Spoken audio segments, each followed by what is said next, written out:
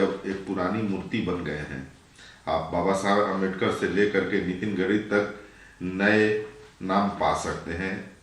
महाराष्ट्र के राज्यपाल देख रविंद्र सियारी ने ये बात कही। देखिए, महापुरुषों का कोई समय नहीं होता, वो सदैव होते हैं।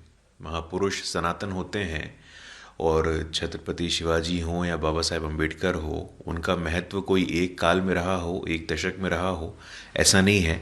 आने वाली कई पीढ़ियों को छत्रपति और बाबा साहेब अम्बेडकर से प्रेरणा मिलती रहेगी। तो मुझे लगता है कि महापुरुषों की आपसी तुलना ठीक नहीं है। सभी महापुरुषों से हम सब प्रेरणा लेते हैं और मजबूत होते हैं।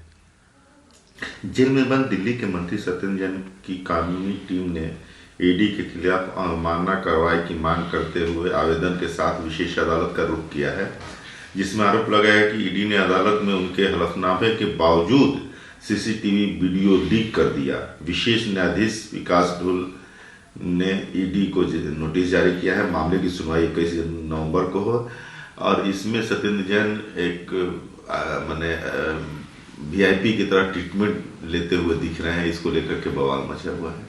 नहीं, देखिए, कितने दुख की बात है, कितना पीड़ा का विषय है कि जो लोग राजनीति को बदलने आए थे, मैं राजनीति को बदलने चला हूँ, और जिनके पार्टी के वरिष्ठ नेता, वरिष्ठ मंत्री सत्येंद्र जैन भ्रष्टाचार के आरोप में जेल में बंद हैं। जेल का प्रभार, जेल का प्रशासन अरविंद केजरीवाल जी के पास है।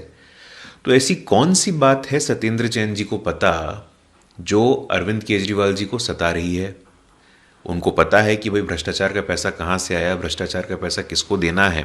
कुछ तो ऐसा राज है सत्येंद्र जैन के पास जो अरविंद केजरीवाल जी लगातार उनकी सेवा कर रहे हैं। और इस प्रकार से ये सिर्फ जेल के नियमों का उल्लंघन मात्र नहीं है, ये रूल ऑफ लॉ का मौकरी है।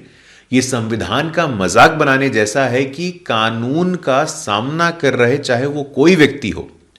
हम कानून के विद्यार्थी, हम जानते हैं everyone is equal in the eyes of law. कानून की दृष्टि में सब समान होते हैं, सब बराबर होते हैं। लेकिन ये कैसा वीआईपी ट्रीटमेंट है? सिर्फ मसाज नहीं हो रहा है, बिस्लरी का पानी है, एसी है, बिस्तर है, तमाम लोगों से मिलना जुलना है, कागजात है।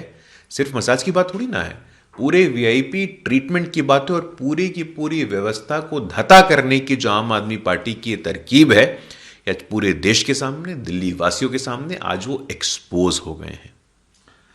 नेताजी सुभाष चंद्र के परपोते चंद्र कुमार बोस ने कलकत्ता हाईकोर्ट में जनहित याचिका दायर की है, जिसमें भारतीय स्वतंत्रता आंदोलन के साहित्य और फिल्म में वर्तमान बेरोकटोक विकृतियों और गलत सूचनाओं के प्रति भारत सरकार की कार्रवाई की मांग की गई है।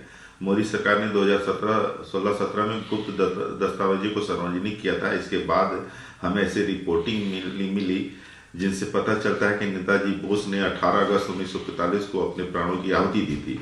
लेकिन कुछ लोग इतिहास को तोड़ मरोड़ कर व्यापार करने की कोशिश कर रहे हैं, जिसमें कहा गया है कि वे हवाई दुर्घटना में बच गए थे। दादाजी सीके बोस।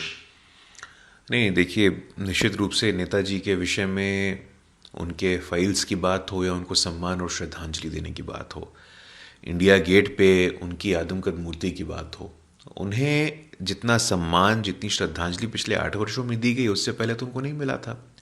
वो डिजर्व तो इससे कहीं ज़्यादा करते थे, लेकिन कांग्रेस के लोगों ने, और इतिहास गवाह है, हम सब जानते हैं किस प्रकार उनका विरोध गांधी परिवार से नेहरू जी ने किया, तमाम लोगों ने किया। तो इतिहास में कोई तथ्यात्मक बात का जो विश्लेषण होगा तो ये बात ज़रूर निकल के आएगी।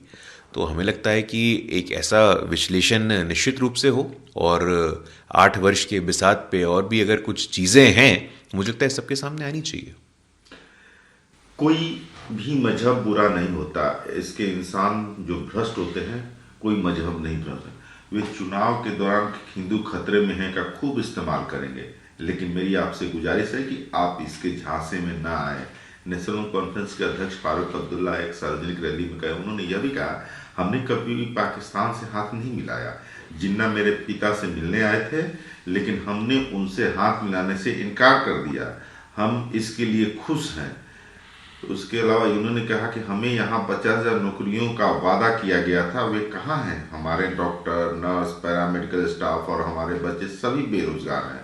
यह एक राज्यपाल द्वारा नहीं किया जा सकता, आप उसे जवाबदेह नहीं ठहरा सकते। चुनाव अहम है। नेशनल कॉन्फ्रेंस के अध्यक्ष फारूक अब्दुल्ला ने ये सब आरोप लगाए हैं। देखिए, अब अच्छा है कि फारूक अब्दुल्ला जी भी चुनावों की बात कर रहे हैं। धारा 370 के हटने से पहले वहाँ पे क्या रासलीला चल रही थी इन लोगों की हमें नहीं मालूम है क्या। गुपकार रोड से पूरा जम्मू कश्मीर चलाते थे। सिर्फ सईद परिवार, सिर्फ अब्दुल्ला परिवार, कश्मीर सिर्फ उनका थोड़ी ना है। कश्मीर उन लाखों लोगों का है जो वहाँ पे रहते हैं। कश्मीर युवाओं का है, कश्मीर हिंदुओं का है, कश्मीर के मुसलमानों का है। लेकिन इस प्रकार आपके परिवार की मठाधीशी जब समाप्त होती है तब आपको चुनाव याद आते हैं। अब असल मायनों में वहाँ पे सत्ता का विकेंद्रीकरण हुआ है और इसका उदाहरण हमने पिछले दिनों देखा था।